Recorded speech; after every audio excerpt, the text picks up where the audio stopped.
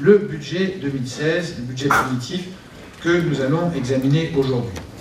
De façon assez classique, pour vous le présenter, mesdames et messieurs et chers collègues, je séparerai le fonctionnement de l'investissement et je vous parlerai bien sûr des recettes d'un côté et des dépenses de l'autre, s'agissant d'abord des recettes de fonctionnement. Mais si nous devions retenir 3 chiffres de ce budget, je dirais que le premier chiffre, c'est bien sûr la réduction des dotations de l'État à hauteur de 670 000 €, donc 670 000, premier chiffre. Deuxième chiffre, très important, l'investissement qui sera porté à 3 800 000 €, donc 700 000 € de plus que cette année. La ville retrouve un peu de souffle et un peu d'air sur le plan de l'investissement, elle investit plus que l'an dernier.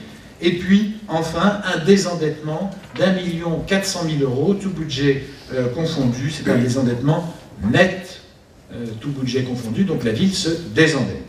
Nous souffrirons durement de la baisse des dotations de l'État au cours de cette année. C'est donc un budget fortement contraint que nous vous présentons du point de vue des recettes de fonctionnement. Un budget fortement contraint, mais j'y reviendrai, un budget d'espoir. Alors, du côté des dépenses de fonctionnement, le choix que nous avons fait, c'est de maintenir des objectifs extrêmement ambitieux. Bien sûr, pour certains de ces objectifs, nous n'y sommes pas, y compris cette année. Pour d'autres, nous sommes au-delà de ce que nous avions imaginé, notamment les charges de personnel. Et bien sûr, pour un certain nombre de ces objectifs, nous savons que l'horizon se dérobe et qu'il s'agit plus d'une ligne de fuite que d'un objectif que nous réussirons à 100% à réaliser, même si, encore une fois, nous pouvons faire mieux dans certains domaines.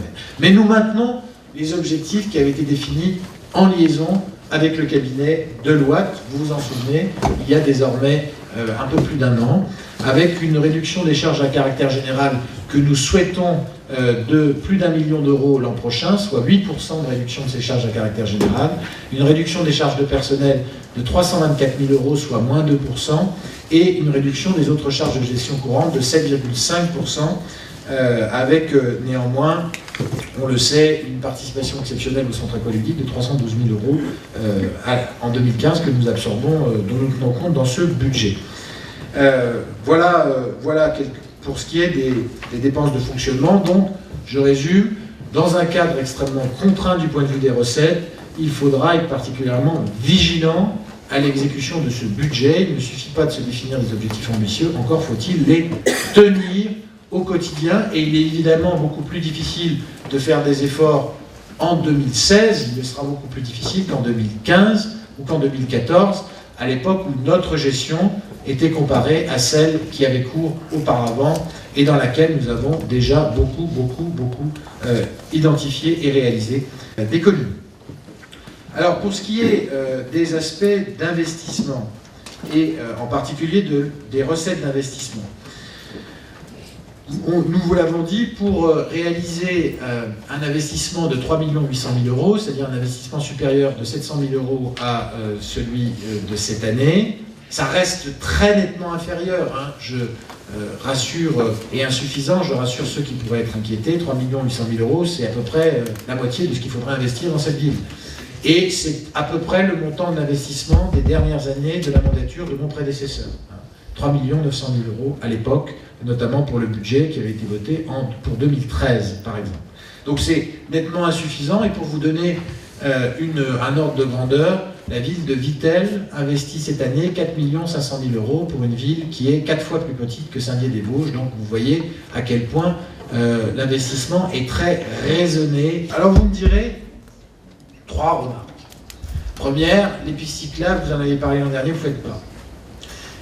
Je le disais, c'est suspendu à la réalisation d'un plan global de déplacement, donc c'est repoussé, ça n'est pas oublié, et nous avons déjà commencé à améliorer sensiblement le marquage au sol des pistes cyclables, ce qui se traduit aussi par un rétrécissement de la voie réservée à la circulation sur un certain nombre d'espaces. Mais ça viendra. Le skatepark, deuxième élément que nous avons promis de façon ferme aux jeunes de cette ville et qui ne figure pas au titre des dépenses d'investissement. C'est quand même un équipement coûteux, Madame l'adjointe qui a notamment la délégation de la jeunesse le sait. c'est un équipement coûteux, mais nous le ferons. Et la raison pour laquelle nous l'avons différé, c'est que l'une des solutions que nous envisageons, c'est de l'aménager dans le quartier de la gare. Et vraisemblablement sur les emprises, sur une partie des emprises qui seront libérées. La difficulté avec un skatepark, c'est bien sûr le bruit. Et c'est aussi la nécessité d'aménager cet équipement dans un quartier où les jeunes sont visibles. Puisque voilà, ça fait partie du désir d'être vu, fait partie du goût de se servir d'une planche à roulettes. Je le sais bien, puisque l'un des lieux qui est aujourd'hui utilisé, c'est la rampe d'accès handicapé de la mairie, et que donc les samedis après-midi, mon quotidien est rythmé par le bruit des planches, mais c'est très bien, ça montre qu'il y a de la vie. Donc ce skatepark attendra le réaménagement, les nouvelles discussions avec la gare, donc vraisemblablement une réalisation qui sera inscrite au budget 2017. Et puis, deux choses que les déodaciens ont toujours en tête. D'une part, le carrefour de la cathédrale. Là aussi, c'est suspendu au plan global de déplacement. On ne modifie pas un carrefour comme ça, juste en faisant des études locales. C'est bien l'ensemble de la circulation qui doit être réétudié. Ce sera fait avant la fin du mandat. Nous avons trouvé une solution opérationnelle avant la fin du mandat. Et enfin, dernière question que se posent beaucoup de déodaciens, le cinéma. Eh bien, c'est un projet privé, je le répète, un projet privé pour lequel il y aura néanmoins besoin de soutien public, notamment pour ce qui est de la réalisation de voiries. Eh bien, que vous dire, sinon que quelque part, ici et là, dans certaines des lignes budgétaires que nous avons imaginées, il y a de quoi faire face à ce projet, dont sans doute les premiers coups de pioche seront donnés au cours de l'année 2016, comme je l'avais annoncé à maintes reprises.